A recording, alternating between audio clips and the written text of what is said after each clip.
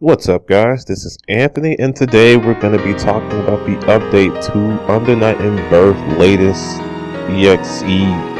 That name is ridiculous. Let's just call it Under Night and Birth latest.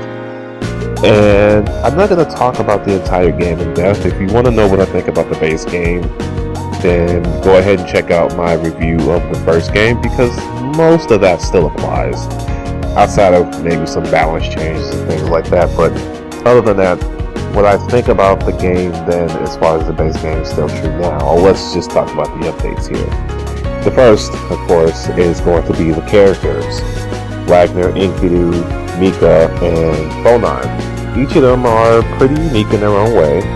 Enkidu is probably the easiest to play. He has pretty good normals, pretty good records, things like that. Nothing too spectacular.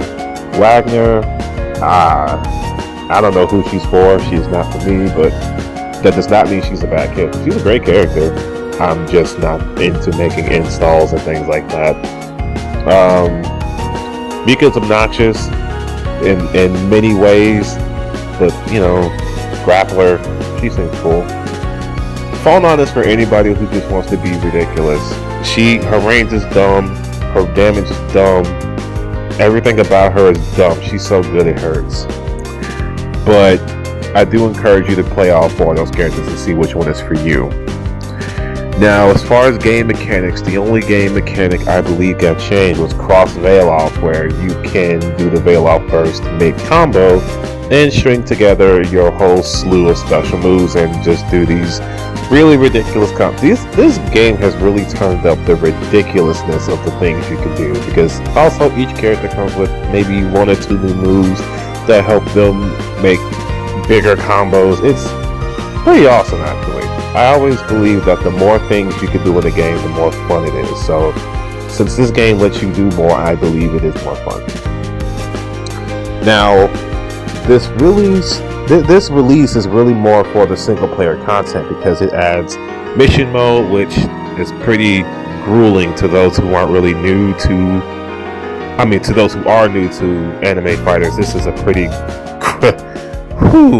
mission mode. It's pretty good though. It's pretty rewarding to pull off some of those really, really tight combos. I suggest people go to that, especially if you want to learn the character. It's not like other mission modes that feel impractical, that give you dumb combos that don't seem to make sense. It starts off that way, but once you pull off the bigger combos near the end of their missions, yeah, it's pretty good. Then of course there is tutorial mode. This mode makes sure there is no excuse for you to say you don't know how to play the game. This goes over 147 points on how to play this game, ranging from movement to blocking to attacking to approach. Literally anything you need to know about a game is in this tutorial, about this game, about other games. I strongly believe that you will come out of this tutorial a better player of fighting games in general. Please give it a chance. And then finally there's Chronicle mode, the mode that I feel very iffy about. The visual novel style single player still thinking about that, campaign, where you pretty much just watch out your characters' motivations, why they're here, what they're fighting for, things like that. If you really want to know why your favorite character is doing the things he's doing, then this is the mode for you. You can sit down, you can watch, and have a grand old time because it's well written. However, my two gripes for Chronicle mode is, one, there's no gameplay. I never understand putting a story mode into a fighting game but then put no fighting gameplay in it. That always bugs me, but it may not bug you. But the bigger issue, which will bug many people, is its translations. Some translations are really bad.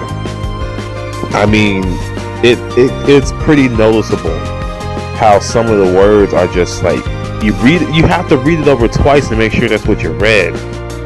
But those problems are few and far in between, I will admit. It's just that when they're there, it's just, how did somebody translate it to that? So, if anything, that's my biggest gripe, that Chronicle mode needed to be translated better.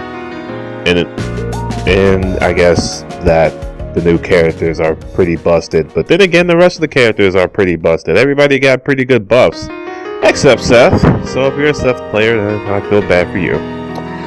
Other than that, I believe this game is very much worth buying if you either missed out on the last game or kind of want to refresh on the new game. Oh, I almost forgot. The only other gripe I have is the netcode. It has not improved.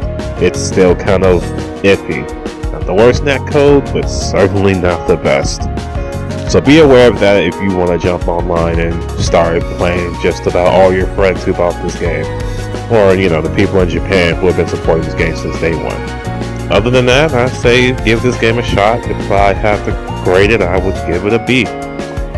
Good single player content, just, a couple missteps, nothing too game breaking. But what do you guys think? Did you pick this game up? Did you miss out on the first one? If you missed out on the first one, this is for you. I promise, this is a good game. And with that, I will leave you all to it. See you later.